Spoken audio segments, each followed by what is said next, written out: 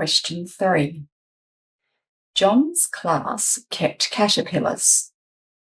Before going home, he carefully counted the cocoons. There were 8. When he arrived at school the next morning, some had turned into butterflies and flown away. He counted 5 remaining cocoons. How many butterflies flew away? This question is about caterpillars. Caterpillars spin a cocoon and then later emerge as a butterfly. There are 2 parts in this question. The first part is the butterflies that have flown away. I will do that in blue.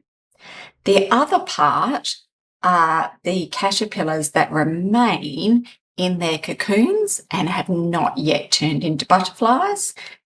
Those I will do in green. The whole, the total of the butterflies flown away and those remaining cocoons, I will do in black. John's class kept caterpillars.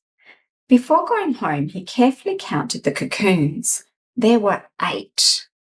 8 is the whole. The whole goes in this bar.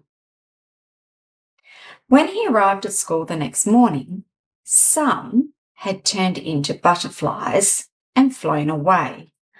One of the parts are the butterflies that have flown away. We don't know how many, there are some. So my unknown part is my butterflies that have flown away. He counted 5 remaining cocoons. The part that we know are the 5 cocoons. How many butterflies flew away? The unknown that we're finding is the part of the butterflies that flew away. I know the whole and I know one part. I have to find the unknown other part.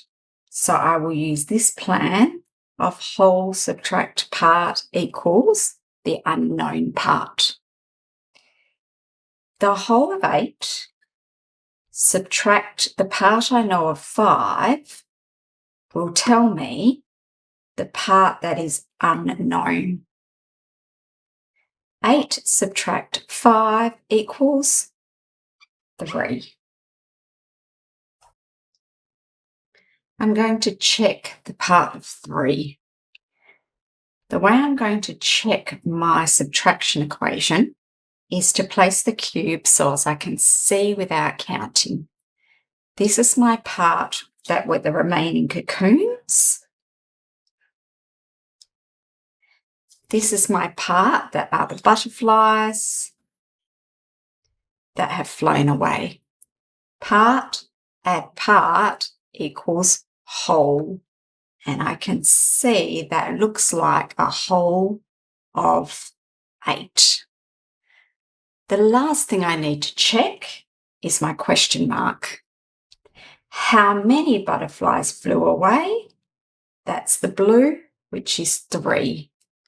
So I write the answer next to the question mark. 3 butterflies flew away. I could have also used this plan by thinking about the part that flew away that I don't know, add the part that I do know of the cocoons, will give me the whole of 8. And then I can check, yes, 3 add 5 equals 8.